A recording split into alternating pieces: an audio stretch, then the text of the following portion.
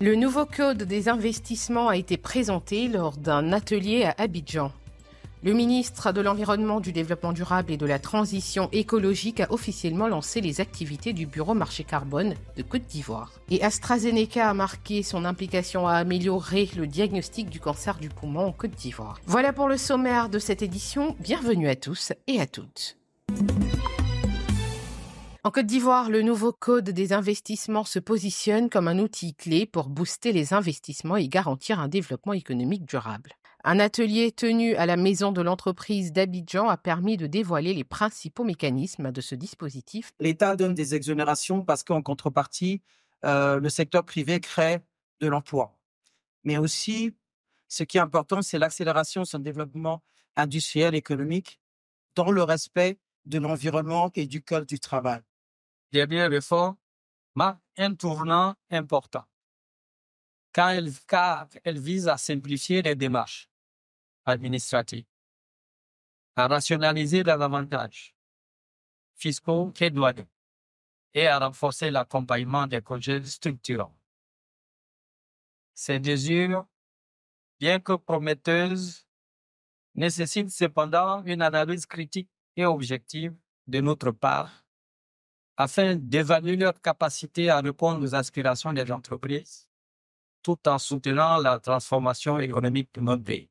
Avec une durée d'exécution des projets limitée à 2 ans, l'objectif est clair, favoriser des investissements qui apportent un impact immédiat, aussi bien au niveau économique que social, tout en garantissant la durabilité. C'est très bien et qu'il y a vraiment des domaines d'investissement qui sont exonérés des taxes. On a vu ici que c'était classé par zone A, zone B, zone C, donc en fonction de la localité d'investissement, on bénéficie de certaines exonérations, de certains avantages fiscaux ou de choses. Il faut multiplier encore plus ce genre d'initiatives pour que les investisseurs et les entrepreneurs puissent vraiment se l'approprier. Une attention particulière est accordée à des priorités nationales telles que la décentralisation économique et l'émergence des régions en dehors d'Abidjan. Le combat contre les effets du changement climatique prend une nouvelle dimension en Côte d'Ivoire avec le lancement officiel des activités du Bureau Marché Carbone. Cette institution, créée par décret numéro 2024-658 du 1er août 2024, ce guide détaille les mécanismes de participation au marché carbone et non carbone dans le pays. Le Bureau Marché Carbone se positionne comme un levier essentiel pour mobiliser des financements additionnels en faveur des projets d'adaptation et d'atténuation des effets du changement climatique. Aujourd'hui, nous célébrons le lancement officiel du Bureau du Marché Carbone. Nous célébrons aussi l'aboutissement d'un travail collectif, un travail qui a permis de poser des bases solides pour une gestion transparente, une gestion efficace, une gestion crédible de marché carbone ici en Côte d'Ivoire. Mesdames et messieurs, le lancement de ce jour des activités du Bureau du marché carbone marque le début d'une nouvelle ère pour notre pays.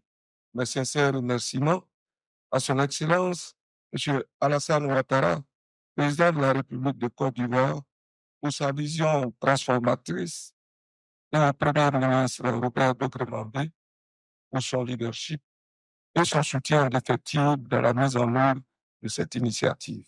Avec ce cadre réglementaire, la Côte d'Ivoire affiche sa détermination à transformer les défis climatiques en opportunités pour un développement durable. Communiquer pour mieux protéger. La CNAM s'appuie sur les médias pour sensibiliser et rapprocher ses services des populations. Pour mieux faire connaître ses actions et atteindre un public plus large, la Caisse nationale d'assurance maladie mise sur la communication de proximité. Le mercredi 22 janvier, une convention de partenariat a été signée entre la CNAM et plusieurs organes de presse lors d'une cérémonie tenue à la salle de conférence du ministère de l'Emploi et de la Protection sociale. Pour nous, les meilleurs instruments pour assurer notre communication, vraiment, c'est les médias de notre pays. Donc, on signe une convention pour officialiser nos relations, pour identifier les droits et les devoirs des uns et des autres, en fait qu'ensemble, nous puissions agir sur le terrain en faveur de nos populations. Nous sommes très heureux. Nous nous engageons aussi à faire le travail, en sorte que ce partenariat se perpétue. Parce que la priorité, aujourd'hui, c'est l'enrôlement, c'est la diffusion des conditions d'accès aux soins, c'est la distribution des cartes. Mais demain, ce sera le paiement des cotisations, ce sera le recouvrement, ce sera l'amélioration des prestations au fur et à mesure et la consolidation même de la CMU elle-même. Donc, nous espérons que ce soit un partenariat de longue durée. Dans le cadre de cette collaboration, les médias auront pour mission de soutenir les actions de la CNAM en assurant une large communication autour de ses activités. Ce partenariat est conclu pour une durée de 6 mois renouvelable. AstraZeneca renforce son implication en Côte d'Ivoire avec un don de kits de diagnostic du cancer d'une valeur de 15 millions de francs CFA remis au Centre national d'oncologie médicale et radiothérapie Alassane Ouattara à Abidjan. Ce geste marque le lancement d'un partenariat stratégique avec le Programme national de lutte contre le cancer, accompagné d'un investissement global de plus de 100 millions de francs CFA sur 3 ans, visant à améliorer le diagnostic du cancer du poumon. C'est vrai, comme le disait le professeur, nous commençons par ce don pour le diagnostic et nous voulons aller plus loin, notamment pour améliorer l'accessibilité à la prise en charge pour le traitement.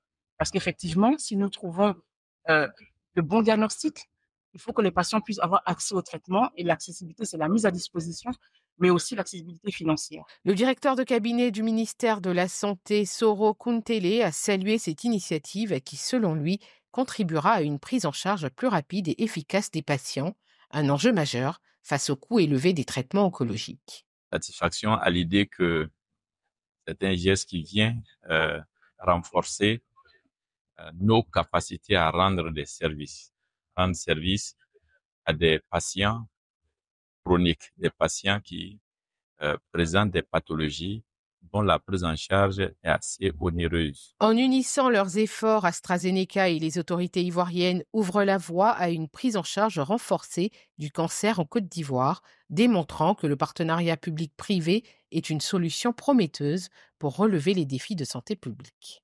C'est la fin de cette édition. Merci de nous avoir suivis. L'information continue sur 7info et sur www.7info.ci.